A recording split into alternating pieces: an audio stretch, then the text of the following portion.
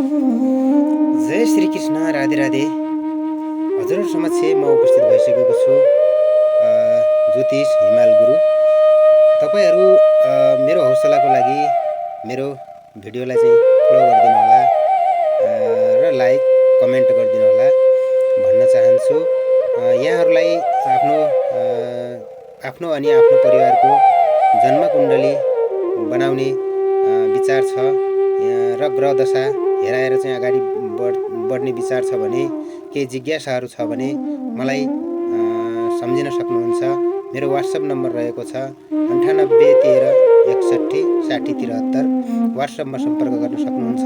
मेरो Facebook ID रहेको छ ज्योतिष हिमाल गुरु र टिकटक आइडी पनि रहेको छ ज्योतिष हिमाल गुरु। यसैगरी युट्युबमा रहेको छ ज्योतिष हिमाल गुरु। जता पनि हजुरले चाहिँ सम्पर्क गरिदिनु होला, भिडियोलाई चाहिँ फलो गरिदिनु होला भन्न चाहन्छु। म यहाँहरु समक्ष आज साप्ताहिक राशिफल लिएर आएको छु। यहाँहरुको आज यो साता राम्रो नराम्रो के कस्तो रहेको छ भनेर चाहिँ जानकारी गराउने छु। अब ढिला नगरिकन आजको भिडियो सुरु गरौँ है त। सुरुमा रहेको छ मेष राशि।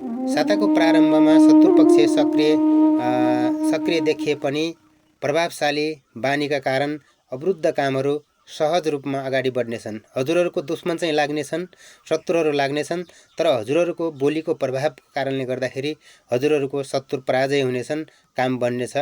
तर बिहीबार पछिको समय भने चुनौतीपूर्ण रहन सक्छ। आफन्तले चाहिँ विश्वासघात गर्न सक्छन्। पारिवारिक तनावले अलि मनमा चाहिँ अशान्ति र तनाव उत्पन्न हुन सक्छ मेष राशि हुने जातकहरूको लागि। अब रहेको छ वृष राशि। वृष राशि हुनेहरूको रमाइलो यात्रा र उपलब्धि प्राप्तिको योग छ। स्वास्थ्य सन्तोषजनक रहनेछ। आर्थिक पक्षमा सुधार देखिनेछ। ऋणको व्यवस्थापन गर्न सहज हुनेछ। पारिवारिक सम्बन्ध सुमधुर रहनेछ। यद्यपि साताको अन्त्यमा शेयर बजारमा अपेक्षित लाभ हुनेछ। हजुरले साताको अन्त्यमा शेयर किन्न पनि सक्नुहुनेछ। यसैगरी रहेको छ अर्को मिथुन राशि। मिथुन राशि हुने जातकहरूको घरायसी तथा छरछिमेकहरूसँग मतभेदको सम्भावना रहेको छ। अलि कुराकानी नमिल्न सक्छ। श्रम अनुसार सफलता नपाउन सक्छ, हात नपर्न सक्छ। निराशा बढ्न सक्छ। वरिष्ठहरूसँगको राय सल्लाह लिएर अगाडि बढ्नुहोला। अफिसमा कार्यालयमा आफूभन्दा अगाडिकासँग केही टकरावको सम्भावना पनि रहेको देखिन्छ। साताको अन्त्यमा धार्मिक यात्रा हुने सम्भावना देखिन्छ। मनलाई सान्त्वना दिएर मनलाई चाहिँ अगाडि बढ्नुहोला। अब छ कर्कट राशि। कर्कट राशि हुने जातकहरूको व्यावसायिक क्षेत्रमा सफलता मिल्ने देखिन्छ। आर्थिक स्थिति सबल रहनेछ। सामाजिक तथा राजनीतिक गतिविधि सक्रिय बढ्नेछ। धार्मिक स्थलको भ्रमण वा वैदेशिक क्षेत्रमा मन जानेछ या वैदेशिक यात्राको लागि तय हुने समय देखिएको छ।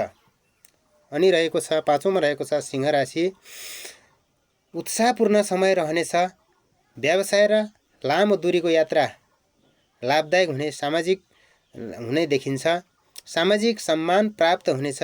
अधुरा कामहरू बन्नेछन्।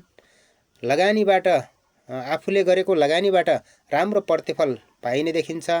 स्थानान्तरणको योग पनि रहेको छ। हजुरहरू बसेको ठाउँबाट अर्को ठाउँमा जाने सम्भावना रहेको देखिन्छ। अनि अर्को रहेको छ कन्या राशि। साताको सुरुवाती प्रयत्न गर्दा दीर्घकालीन लाभ लिने खालका कामहरू बन्न सक्छन्। विचार र योजनाहरूलाई रचनात्मक बनाउँदा सफलता मिल्ने देखिन्छ।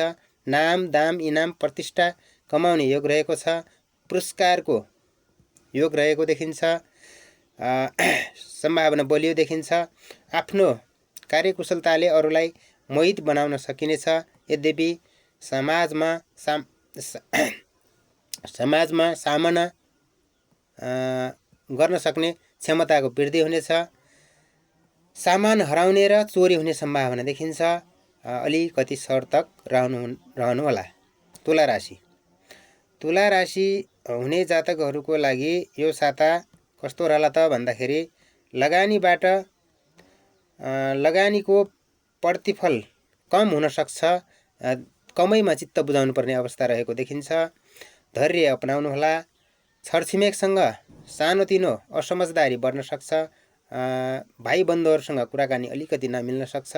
प्रतिस्पर्धामा हार हुन सक्छ। हरेस नखानुहोला।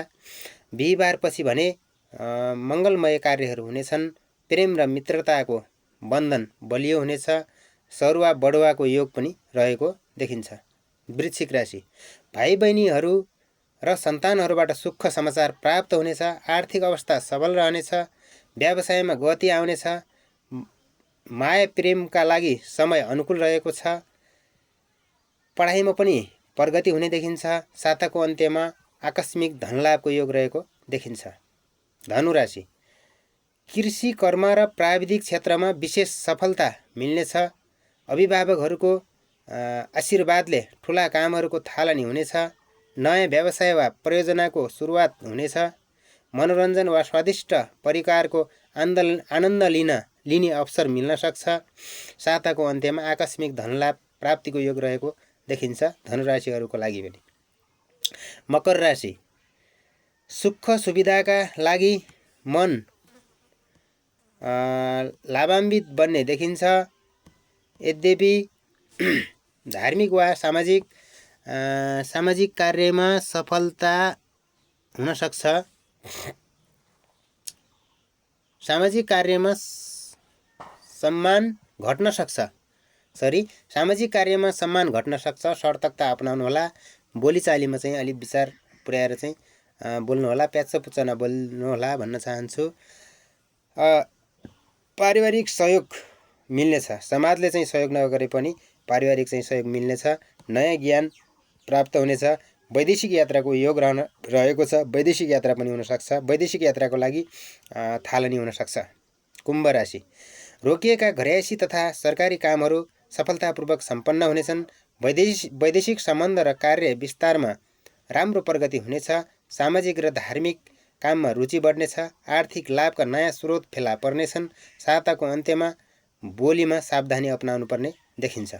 मीन राशि, यस साता रमाइलो भ्रमण र मनोरञ्जनको योग देखिन्छ।